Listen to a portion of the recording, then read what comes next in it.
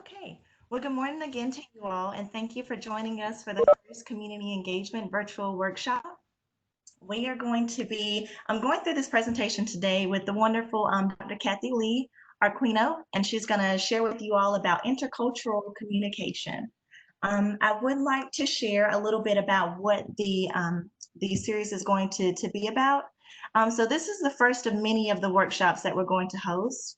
The Community Engagement Virtual Workshop Series is meant to emphasize on the community partner and student experience by providing networking opportunities and collaboratively engaging in strengths-based efforts to further support community partnership and UNCP student volunteers. So all in all, we want to have conversations with you community partners, with you faculty and staff about what it is that we can do just to support, just to collaborate. I would like to share there are just a few housekeeping rules. Whenever you all logged on to WebEx, you were automatically muted on entry. So we ask that you stay muted until the Q&A portion of the webinar. We also ask that you all interact with us. Use the chat box. Cathy Lee, she will reference all of the questions or any commentary through the chats as we lead up to the Q&A portion of the webinar. I will emphasize again that the webinar is recorded. And this is just so we can create an archive for anyone who may not have had the opportunity to be with us this morning.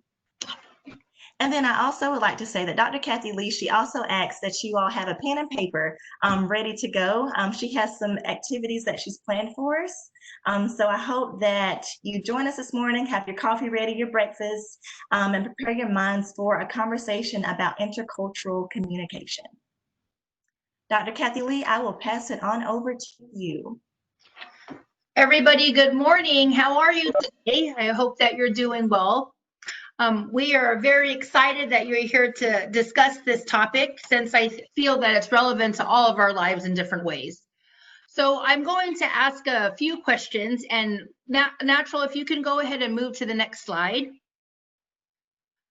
I want to first ask, and if you can type this into the chat box, can you please share what does intercultural communication mean to you? So please feel free to type into the chat box and I'll go ahead and read out a few of the answers.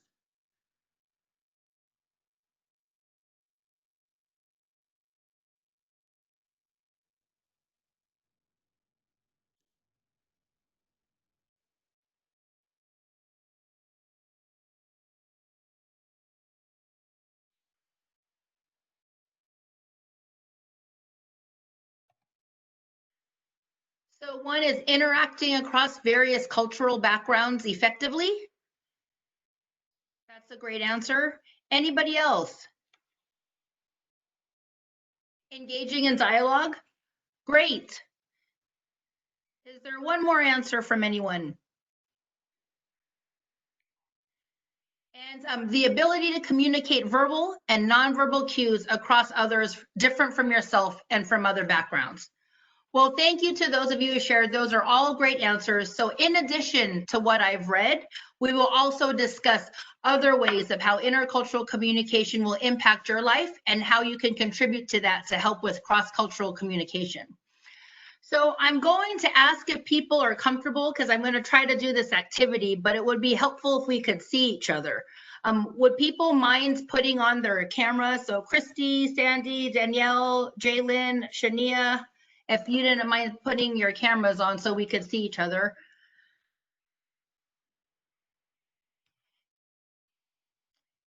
And if each of you, if you could please grab a piece of paper. All you'll need for this activity is one piece of paper. So if anyone could grab, if everyone could grab a piece of paper, something that you don't mind that you'll throw away again after.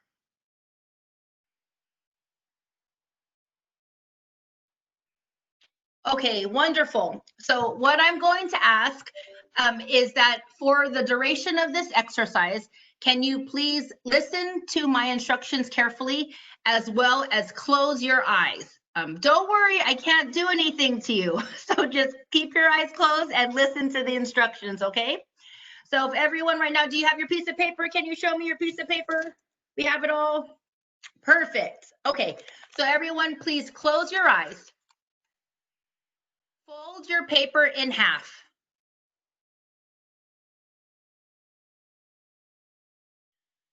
Please tear the upper right-hand corner.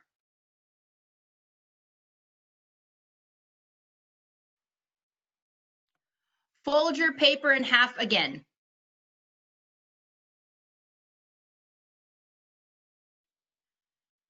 Please tear off the lower left-hand corner.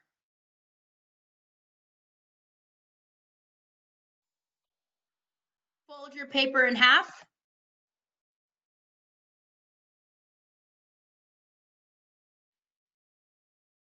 Please tear off the lower right-hand corner.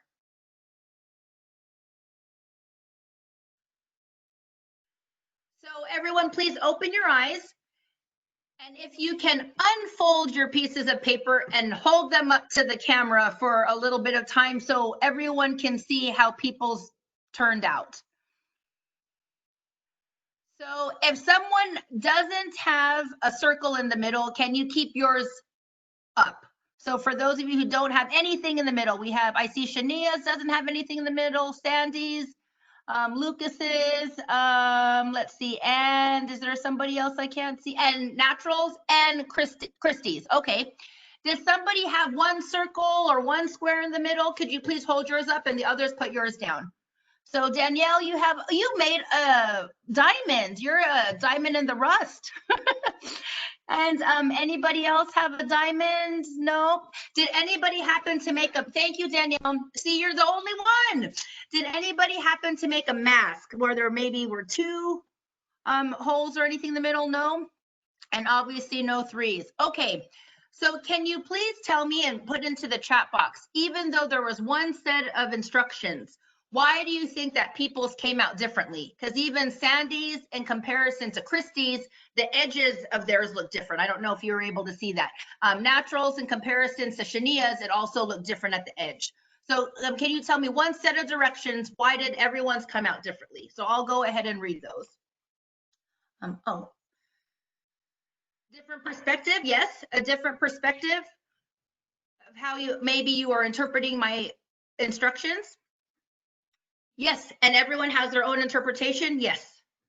Anything else?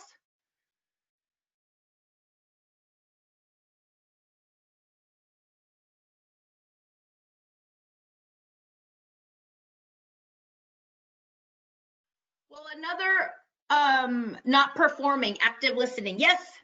Yes. And so thank you. With all of those answers, what happens a lot of time is based on information that we receive and communication we receive, we will interpret that in our own manner and then act upon that. And so one of the important things I want to talk with everyone today is that many times, especially working in the field of international education, people will think that intercultural communication only has to do with working with people from other nationalities or other countries. But as you can see here, even though we're all speaking English and we're all working in the same language, we can interpret information and experiences differently based off of who we are and what we do. So in every aspect of your work, whether you're working at a university, if you're working in an NGO, if you're working in the private sector and business, intercultural communication happens here in the rural part of North Carolina, in Seattle, in rural parts of Kansas, because no matter what, everybody is not the same as us, and we are constantly intercultural communicating. So Natural, can you please move to the next slide? So I'd like to take about 90 seconds for all of you on your piece of paper, just to sort of think of who you are. So what do you identify as? Who do you identify with? What are some of your characteristics that make you who you are? So if you are kind, if you are a husband, if you're a daughter, but I'll give you about 90 seconds if on your own pieces of paper, you can reflect on who you are.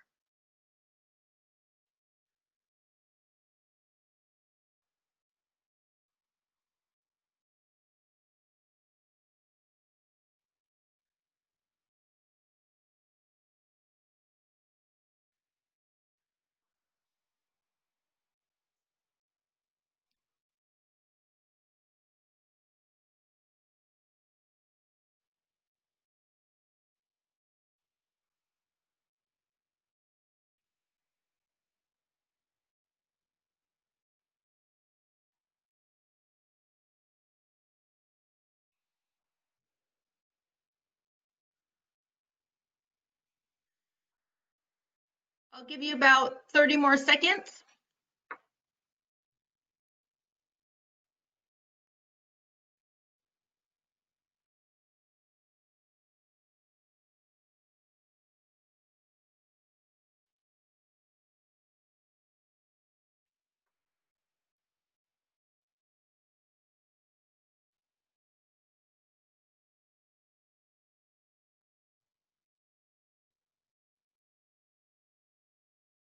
All right, Natural, can you please move to the next slide? So based off of your answers, I'm going to read off a few categories, and if you don't mind typing into the chat box, and then I will share different answers with everybody. So can a couple people please type in which of those identities that you wrote on your paper, which is the most important to you? So anyone please feel free to type in, and I will share a couple answers. So the most important to you out of what you wrote on your paper. Being a mother and a father. Okay, so the next one, which are the ones that you are most proud of? And it's okay if it's the same answer, but just to share a few other. One, being a wife. And another one, an educator and a blogger artist. Thank you. Can some please share which ones do you think are related to your ethnic or cultural values?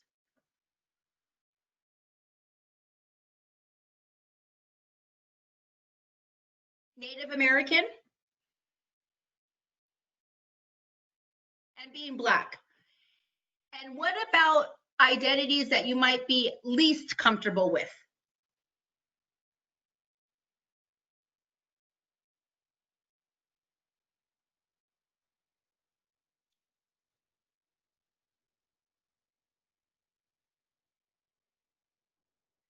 Any that anyone's least comfortable with? No, that's good. Okay. What about some that are related to any of your personal values?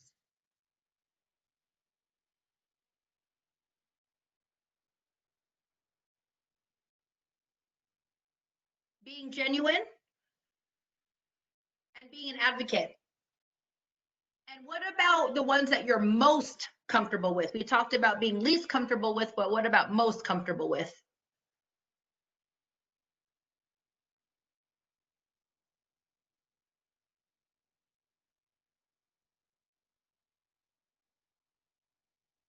Being a husband,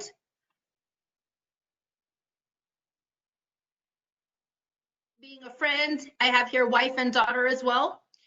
And if one or two of you didn't mind sharing, out of knowing that about you, what is a good way to get to know you? Is it through talking? Would you prefer that somebody wrote to you first? How is it based off of all these things that make you who you are? What is the best way to get to know you or to approach you? Face-to-face contact is one. Common activities and face-to-face interaction. Great. So as you can hear from other participants, that there might be some of them that were most important to someone else that are also most important to you, or maybe some that are related to your personal values that are the same for you and also someone else. But everyone will answer differently to these questions. And if we were face to face and could actually see everybody else's, although there might be some identities that you can connect with, there also will be other ones that are quite different. So I think that's important to recognize in intercultural communication, because every single person that we're speaking with is going to have a little different stick figure with different categories or different values that are most important to them. So when we're communicating with people, we are coming with all of that experience, all of what makes us who we are, all of our different ethnic and cultural values, our personal values, etc. And if we think about it and had more time to talk in person, in ways of getting to know each other, some people prefer to have the face-to-face contact and interaction. Some would prefer not to have that at first.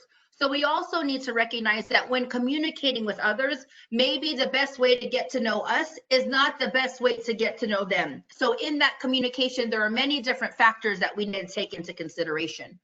Natural, do you mind moving to the next slide, please? So just to give you a little bit of background of myself, is that I'm originally from Fresno, California, and my parents are from the Philippines, but I was born and raised here in the States. I lived overseas for about 10 years in Kazakhstan, Thailand, Poland, Kyrgyzstan, and Japan. And I've been living in the States for about 12 years. I'll be honest with you, the stereotype that people have of Californians is very much me. I really thought all of the United States was like California. So I went through a lot of culture shock when I moved to the middle of America, and it was not like California. And in there, I really experienced a lot of different microaggressions and really standing out, being different from my own. And it was unique feeling that in the United States. So I wanted to share a video with you that is really about being in the United States and sometimes some assumptions that people make that can impact intercultural communication. So Natural is going to share a video that I feel is constantly my life as I've been living in America. So Natural, can you please share this with everyone?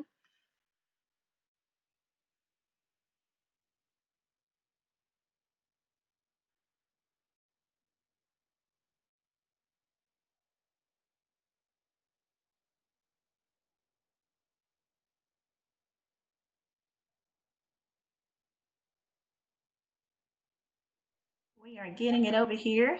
Still getting used to WebEx. So if you all can just bear with me for one brief moment.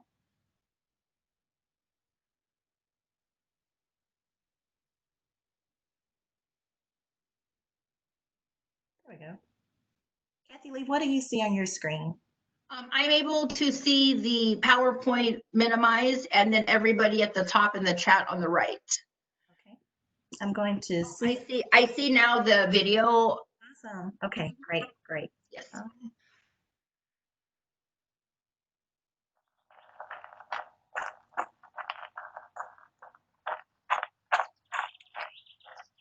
there. Hi. Nice day, huh? Yeah, finally, right? Where are you from? Your English is perfect. San Diego. I speak English there. Where are you from? Well, I was born in Orange County, but I never actually lived there. I think before that. Before I was born. Yeah, like, well, where are your people from? Well, my great-grandma was from Seoul. Korean. I knew it. I was like, she's either Japanese or Korean. But I was leaning more towards Korean. Amazing. Yeah. I'm Shastina. There's a really good teriyaki barbecue. I actually really like kimchi. Cool. What about you? Where are you from? San Francisco. But where are you from? No, I'm just American. Really? You're Native American? No, just regular American. Oh, well, I guess my grandparents are from England. Oh, well. Hello, Governor! What's all this there? Drop the ball into you. Yes, double, double. We're in trouble. On the good, bewitch, up the river, bloody hell! You know? I think your people's fish and chips are amazing. Really? Where? Must be a Korean thing. Thank you, Natural. Absolutely. So in that, a lot of times people have come up to me and said, Cathy Lee, your English is so good. You sound just like an American. Or my first name is Cathy Lee and my last name's Arcuino. And because I'm Asian, people will automatically assume that my last name's Lee. But I feel that I'm with someone else who wasn't Asian. If they were to say their name, they wouldn't make those same assumptions. And so I think that people don't recognize at first when they're making these assumptions, how they can be portrayed to someone else. And when people ask me where I'm from, whenever I say I'm from California, or if I say I'm from Fresno, it's never ever good enough. And so I'm really wanting to point this out, especially when you're not necessarily working with people from other cultures, but in ways that you ask questions, or also that you have assumptions that you don't realize that you have. It could actually be offending people without you meaning to or intending to. And so this small video, if you think about maybe different areas of your life, where sometimes making assumptions have happened and impacted your communication. I just wanted to show a quick and short video just to help us reflect on maybe different areas in your world where not realizing you have an assumption, or when someone has possibly done that to you, and to think about how that's made you feel and maybe how we can tailor the way we communicate and think about intercultural communication moving forward. So Natural, can you please move to the next slide? So one of the things that's important to remember in intercultural communication, that it's actually like a roller coaster and a bunch of different waves. So there are a few stages that go through a culture shock process. So in general, if any of you have ever traveled overseas or traveled to a new place, so if the area that you lived in North Carolina, if you've been to a new state or a new city, as I'm talking about this, I would like you to think about the experience of when you went somewhere for the first time, anywhere that was very different from your home, okay? So keep that in mind as I start talking about these different experiences. So wherever it was that you went, that was somewhere new, maybe it was somewhere you were so excited to go to, or it's completely different. People will go through the honeymoon stage, right? Everything's really exciting. It's so new, like a new relationship. You're like, yes, this is awesome.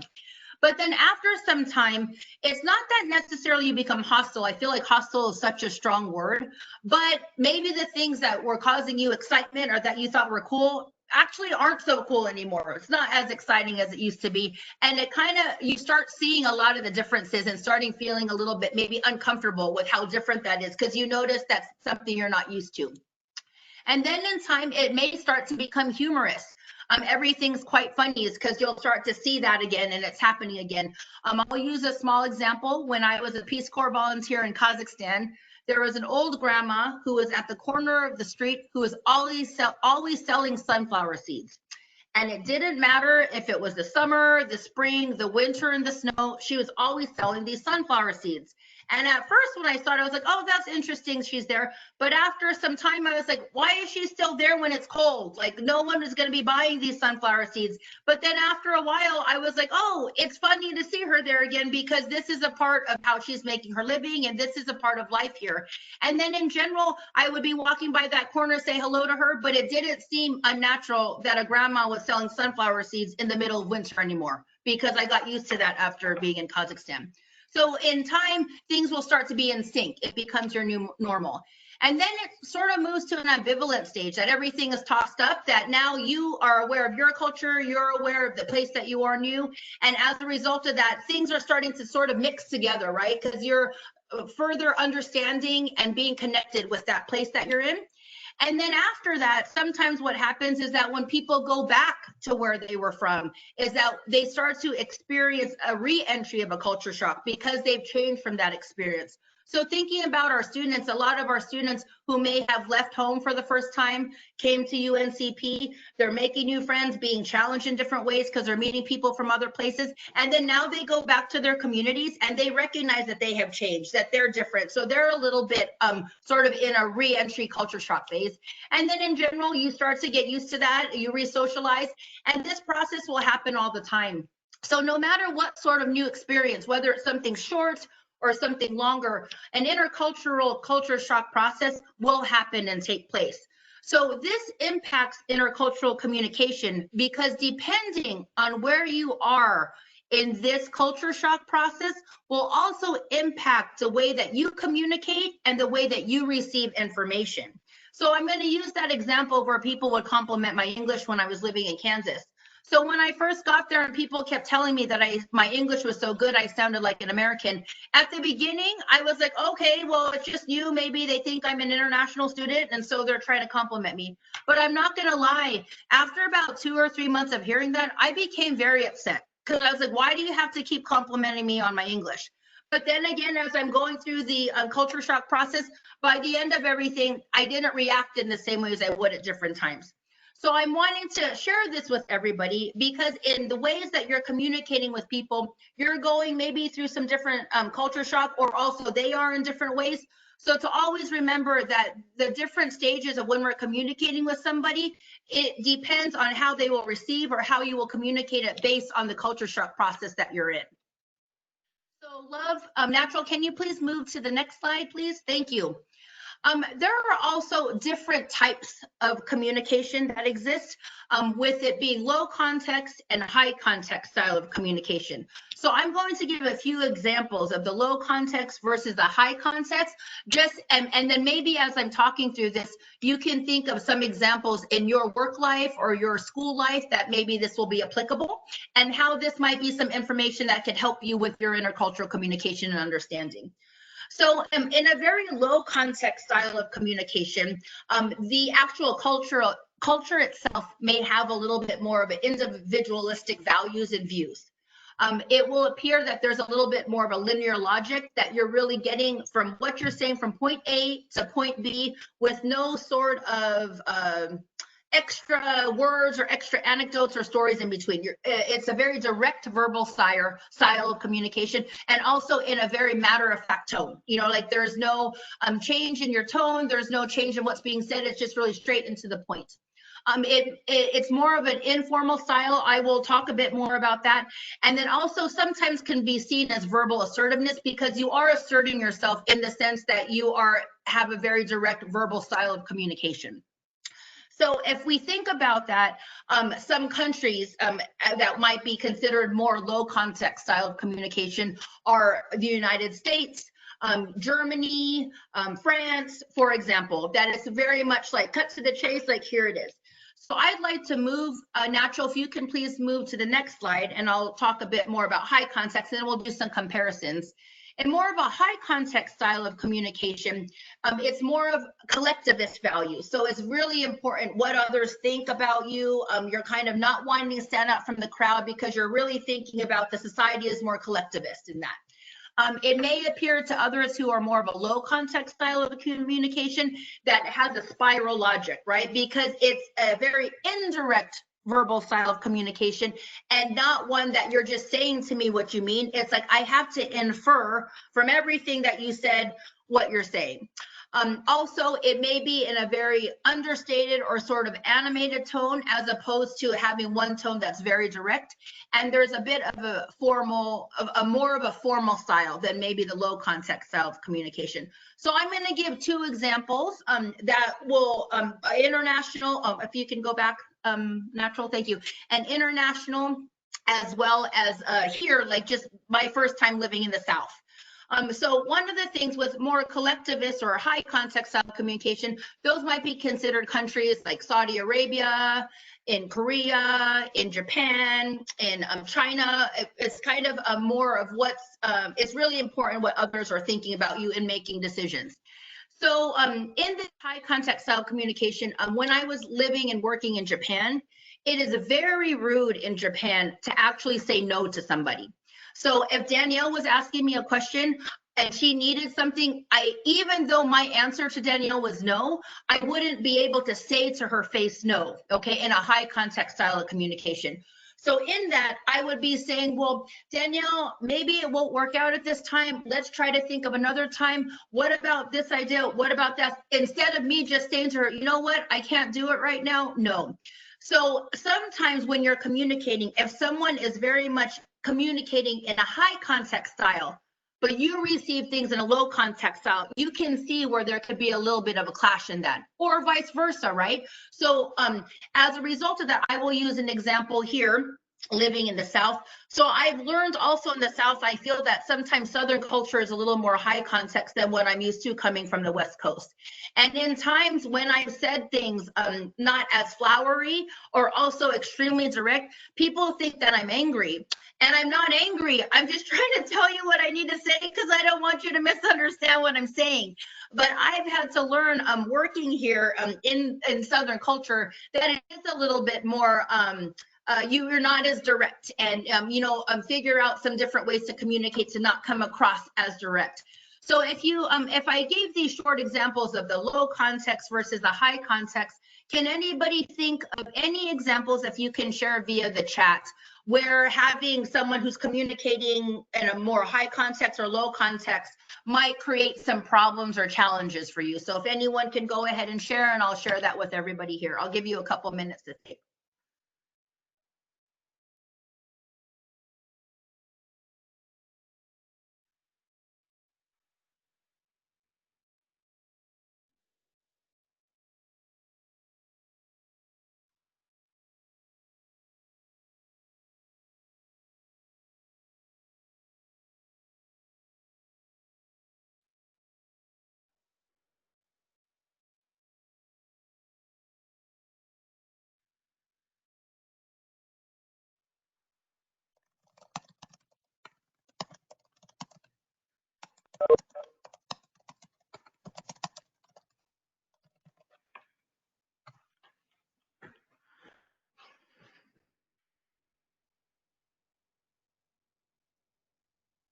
So with any students or maybe anyone that you work with.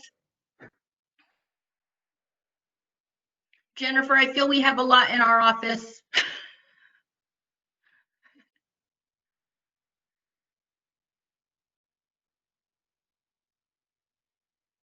So one example that I can think of is just even in conflict resolution negotiation. If somebody was talking in a high context and there was someone in a low context and they automatically misunderstood each other. That happens often with our international students, and they're communicating with maybe somebody who works at the university. And so in that, we have calls from some offices in the university and students are coming to complain to us because we're not able to get that solved. So I'm wanting to say that when we're thinking about intercultural communication, I think it's also really important to recognize that possibly it's not even just the cultural curve or where people are in regards to how they may react or receive information, but it also could be in the way that they communicate. So all of us in the United States, even if someone's coming from the South or someone's coming from a larger city or from up north, I even see here people who will be like, oh, we communicate more in a northern way and it's more direct versus in the southern way. So I definitely think that in our worlds, no matter if it's in education or in business, we're communicating with many different people from other parts of the United States where this could come into conflict. So I just wanted to say, in knowing that, I think that also opens up our awareness in communication because we were able to recognize that maybe the way we're interpreting their communication is not the way that it's intended. So Natural, if you can go ahead and move to the next slide. So I'd like to ask if people can go ahead and type in, what do you see when you look at this picture?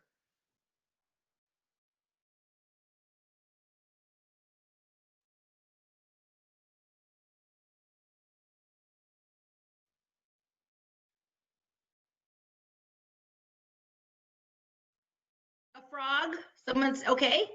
A frog on water. A horse, someone sees a horse.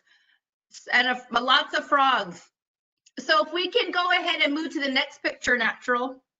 And let's see, and the same picture, just now in a different angle. So is everybody able to see both the horse and the frog, depending on how you look at it? Yeah. So Natural, if you can move to the next slide. How I want to sum up intercultural communication is that we don't see things as they are, we see things as we are. So with the different activities that we did today and understanding the cultural process, intercultural process, and then also understanding different types of communication, I hope that this is some information that can assist that in knowing when communicating with others, there's lots of other factors that are involved because we are seeing things as we are versus possibly how they are with the different assumptions or presumptions that we may have. So I'd like to open this up for questions. If anyone has any questions for yourself or anything that I've said, we would love to have a discussion now.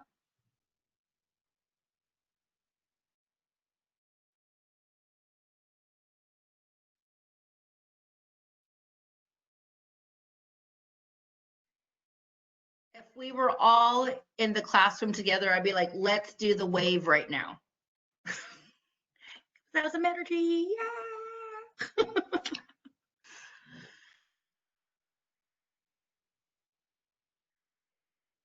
So any questions from anybody? So one question here is, how could you see intercultural communication playing into students volunteering in the community? That's a great question. Thank you for asking. Well, in knowing the types of students that we have here at UNCP, one, there are several students who may come from different areas, like from Charlotte, from Raleigh, from South Carolina, etc. So just even in that, right, within the state of North Carolina, people from Charlotte, people from Raleigh, people from some of the bigger cities also, right, will be going through their own culture shock, maybe incoming to like what they consider a rural part of North Carolina. And also coming from out of state, coming into North Carolina. It's a different culture. It could be also a part of them where they're feeling that they are going through a different culture shock phase. But we also have some students here that are from the local community, that are from here. And maybe the experiences they have are only affiliated with UNCP or only with their family or their local community. So in going out into the community and also volunteering somewhere else that's not what they're used to, they'll also be going through culture shock in a different way through that experience. So I want to say that for every student, regardless if they're coming from Prospect or if they're coming from Charleston, that either way that they're going to be going through some sort of intercultural communication and intercultural culture shock, because the experience that the community members you're bringing to our students is going to be different from what they know. And also that is why we're here to do that, because we want to help show them and expand their world and horizons. So another question is, how do you suggest we address someone we know that may be having ineffective communications across cultures? So I will say that all of us in our fields with working with people, we recognize when there are some issues with just with communication and conflict resolution and when negotiation is needed. And so one of them, I think that it's important because we can't assume how the other person is communicating is the way we're interpreting, right? It's interpreting. So I think that's the biggest thing I'm hoping you're getting out of this, is that what we think is not always really what it is. So in that, I would say is that if you see some sort of conflict happening, whether it's you in your role or if it's someone else that you report to, a supervisor or a different facilitator, whoever it is to first go and talk to the person if you can try to work it out directly with that person, because maybe just talking face to face with them, it can work out. If you feel that that's not working out, it's sometimes always best to have somebody else sort of come in who is objective, right? Who isn't in the middle of the conflict, who can help work that out. And through that conversation, I think that hopefully you'll be able to find what really the problem is and work from there. But the biggest thing I would say in intercultural communication for both of those questions that were asked is just to not assume that what you see is what actually it is. Any other questions from anybody?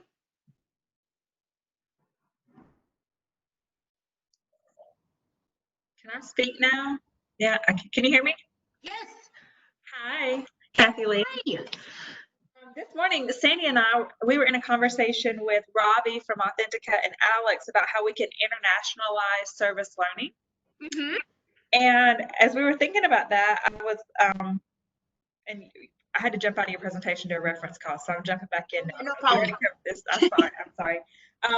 How do you think that we can increase our communication, especially as it relates to like virtual engagement, to help our students think about how they are operating in a more globalized society? Like, so, you know, in our classrooms or in our programs, what are some things that we can do to make sure that we are building intercultural competence through communication or otherwise, through our programs, classes, curriculum, learning objectives?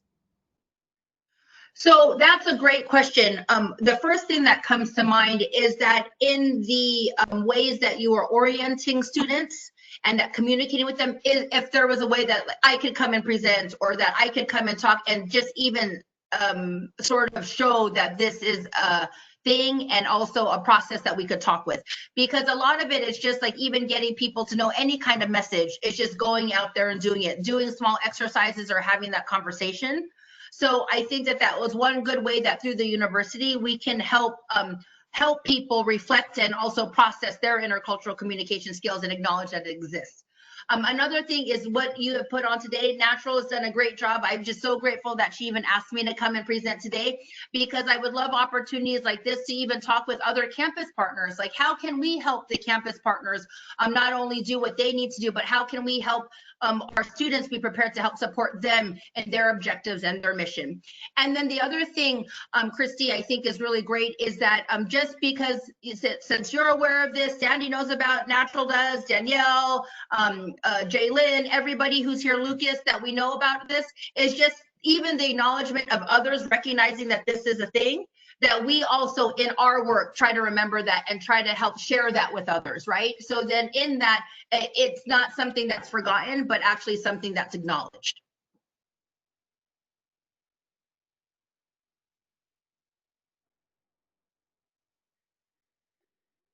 So another question here is, how do we address our confidence in communication with international students? Often I feel that it's hard for others to understand me locally, much less an international students. Well, I wanted to say that what you're feeling as well is the same thing that an international student feels, is that they will feel too that they're speaking English and nobody is understanding. So I want to say that that's something that is very hard to get over, right? Because the natural process for someone is when they feel that they don't have that confidence in communicating or doing anything, the natural thing is to not do it then, because you don't feel confident in it, and so maybe you're not going to try to communicate. So one of the things we tell our international students all the time is when they're here is that we know sometimes it's hard because not everyone can understand what they're saying, and that just to keep trying, to keep practicing, to keep trying. So I guess the biggest thing is that if you feel that you have low confidence in that, they also have the same thing. So then also to know that you're not alone. And that in that a part of the reason why our students are here is because they are wanting to learn the language and also the different intricacies of what happens in languages in different parts of the states.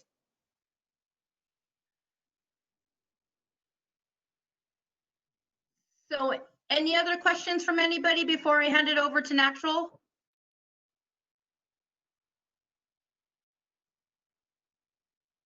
Well, I appreciate all of the great questions. Thank you for your participation, and I really hope there was one useful piece of information that you got from today's activities and presentation. And I wish you the best, and I'm always here at UNCP, so Natural will give you my contact information, and please know that I'm a resource for you as you're carrying on with your missions, and I would love that there's an opportunity that we could hopefully see each other and collaborate one day in the future. So Natural. I'm going to stop sharing my screen now. Hopefully you all will be able to. All right. Thank you so much, Cathy Lee. That was an amazing presentation. I feel like you really captured what it means to effectively communicate in ways where we're also just ensuring that we hear our students, hear our international students, and then just thinking of ways that we can all be active listeners, things that we can do, whether it's through the activity that I enjoy, just kind of thinking about who I was. Because I feel like oftentimes that can be pushed to the side because of our day-to-day duties or our day-to-day tasks. So I appreciate that and just everything that you offer, the insights, the questions. Thank you to everyone who was able to be here today. Cathy Lee, please do not be upset at me. I did not introduce you in the beginning. So everyone, just please forgive me for that. But Dr. Cathy Lee, she is the, help me out here, Cathy Lee. I have it on my notes. I'll give it to you. Associate Vice Chancellor of Global Engagement. So she does amazing things with our Global Engagement Office, working with international students, international recruitment and admissions, study abroad, and just focus on, creating conversations such as this. So I say use opportunities to participate, opportunities to create awareness, just to kind of give your voice or to do your part. I will go back to sharing my screen if you all bear with me once again. I would like to highlight, so our next upcoming session is going to be with Mr. Lucas Martinez. He's joining us on the webinar today, and Deborah Gonzalez. They're going to go into conversation about how to engage students in the community. So that they're going to do that by talking about the Care Resource Center and different insights, talking about how the Care Resource Center has responded during the crisis in the pandemic of COVID-19. So if you all are free, if you have some time, join us. It's going to be on June 16th from 3 to 4 p.m. We look forward to having you. My hope is to get a survey sent out to each of the participants. So I ask that if you would like a survey to be sent to you, just to gauge interest, to gauge, how was this? How did we do? What is your feedback? I ask that you could please leave it in the chat box, just with your name and your email. And Lucas, I ask, could you please keep up with those if you do get some to come in through the chat, just so we can get some feedback from all of the participants on our webinar today. sharing. Cathy Lee, is there anything else that you would like to share? Participants, is there anything else that you all would like to share? Any feedback or anything that you would like to offer at this time? You're muted, Cathy Lee. I just said, say all of your complaints to Natural. Yes, we'll take care of it. We have one coming in, one email, and I'll leave up the call just for a little bit longer, just to gather emails or first names and emails, just so we can send out that information. I thank you all once again just for joining us this morning. Please share our next upcoming workshops. They're all located on our CCE website. If there's anything that we can do as an office to our community partners or to faculty and staff or anyone on this call, please let us know. We will be happy to help and collaborate on some initiatives. So once again, thank you all so much, and I hope you enjoy your day. And I will. Have a great day, everybody. Bye, everyone.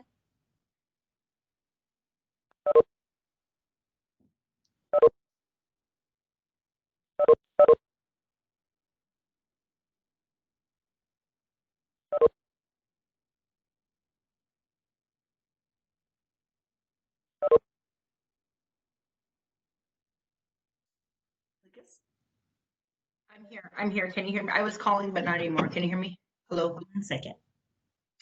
Thank you, Natural and Lucas.